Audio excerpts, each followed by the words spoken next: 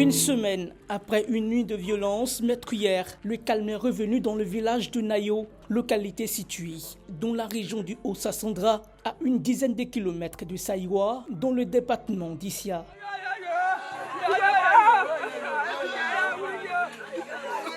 Femmes et enfants en larmes, ruelles jonchées de débris, maisons calcinées, tout témoigne de la violence des faits survenus dans la nuit du 25 au 26 octobre 2025, jour du scrutin présidentiel en Côte d'Ivoire.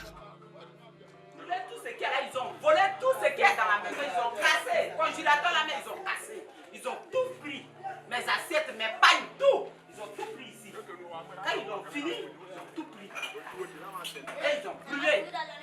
Des habitations ont été incendiées, des greniers détruits et plusieurs familles se retrouvent sans abri. Selon des témoignages, les violences sont parties d'un mouvement de contestation autour de la tenue de l'élection présidentielle, au cours de laquelle Alassane Ouattara a été élu dès le premier tour avec 89,77% des suffrages, selon les résultats provisoires de la commission électorale indépendante. Le bilan évoque au moins 4 morts et plusieurs blessés, des dégâts matériels et des déplacés enregistrés. Quand le matériel est rentré, on a vu les jeunes du PPACI qui sont rentrés dans une euphorie totale.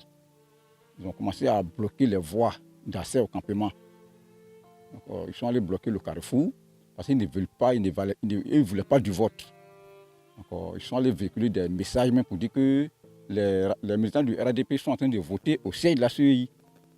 Et quelques temps après, les présidents des bureaux de vote, les secrétaires des bureaux de vote ont pris les unes pour aller maintenant vers les lieux de vote. Nachiayo, Bobam, arrivés au carrefour de Nachiayo, ils ont été violentés par les jeunes qui étaient en place. Ils ont fui venir encore vers la CEI. Et les jeunes ont voulu en découdre avec eux. Ils ont même voulu venir incendier le siège de la CEI. Et c'est là la jeunesse du quartier Malinké s'est opposée. Il y a eu des jets de pierre. C'est par là que tout a commencé, le samedi matin. Ça devenait sérieux. Il y a un jeune BTM qui a tiré des coups de feu. Il a tiré au moins 3 fois. Et face à cela, on a vu qu'il y avait vraiment le chaos total dans le village. Bien évidemment, les autres aussi se sont défendus. Voilà. D'après eux, il y a eu des blessés dans leur camp. Et après tout cela, ils sont allés se réunir. Et ils allaient venir maintenant. Ils vont rendre leur coup, en quelque sorte. Donc, de 10h jusqu'à 18h. 19h05 par là. Tout le monde ne dormait pas. On était assis. Tout d'un coup, on a entendu des coups de fusil. J'ai vu ma maison, ça a pris le feu. Ça a été incendié. Qui a brûlé ma cour là? Je ne connais pas. Tout ma cour était incendié là, je ne connais pas. Peut-être c'est sur de médiation que je suis allé faire, je ne sais pas. Vous avez reçu une balle. À plein 9h, ils ont commencé à tirer sur nous rapidement. Pourquoi on s'est posé? Pourquoi il n'y a pas vote ici? C'est qu'on a tiré sur nous. Comme ça, j'ai reçu une balle à la tête. Quand les événements ont eu lieu à Yamsokro, par peur, je suis venu me réfugier dans mon village. Et malheureusement, ce que j'ai fui à Yamsokro, j'ai croisé ça ici. Il n'y a pas eu d'élection. C'est juste de marcher. J'ai trouvé un peu d'aubergine avec piment. Mais il n'y a personne. Nous, on veut la paix dans la vie. Sur le terrain, les forces de l'ordre patrouillent pour éviter toute reprise des hostilités. Les autorités préfectorales et les chefs coutumiers appellent au calme et au dialogue. On a commencé à sortir un peu. Parce qu'à tout moment, quand tu vas vers la population, vers les jeunes pour leur demander de rentrer, voilà ce qu'ils disent. Bon, on a eu quand même une dispute avec nos communautés.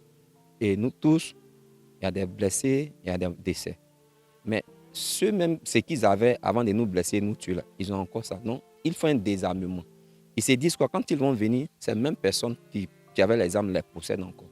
Donc c'est cette peur-là qu'ils ont en eux. On appelle aussi à la sécurité. Parce que là, le village, il est grand. Mais les agents qui sont là peuvent même pas occuper tout le village. Parce que le village ne se limite pas seulement à la route.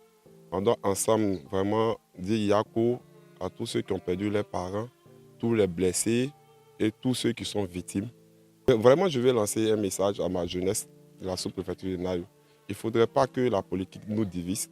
Faisons la politique autrement. Aimons-nous vivants, aimons-nous les uns et les autres. Nous appartenons au grand groupe Krou. Même si vous êtes de la même famille et que tu commets un acte qui entraîne la mort, on t'écarte un peu. pour qu'on puisse faire des cérémonies afin que ces actes-là, ces crimes-là ne soient pas répétés. Donc on va demander à nos autorités de comprendre ça. On va leur demander, il faut qu'ils se retirent. Tous ensemble, après avoir entendu tous mes frères ici, Djoura, Moussi, Baoulé, tous. Je n'ai pas demandé à savoir c'est lui-là qui a tort, c'est lui-là qui a fait quoi.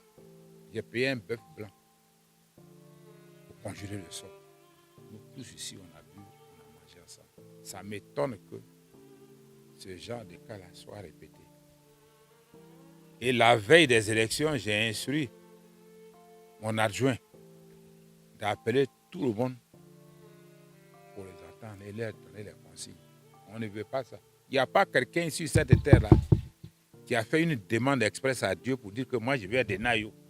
Dieu sait pourquoi il nous a mis ensemble. Alors, si nous sommes là, on doit traiter nos problèmes nous-mêmes, entre nous, et y trouver une solution. J'ai appelé ce que je dois appeler et que j'ai trouvé sur place ici, un détachement de la gendarmerie qui est là. Je suis rassuré. Mais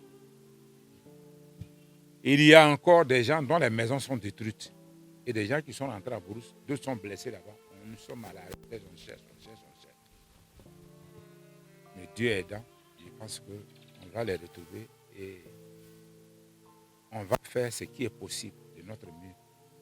On a notre mutuelle aussi qui est à Neuve, qui nous a vraiment aidés pour les premiers secours et ils sont à tête de la députation.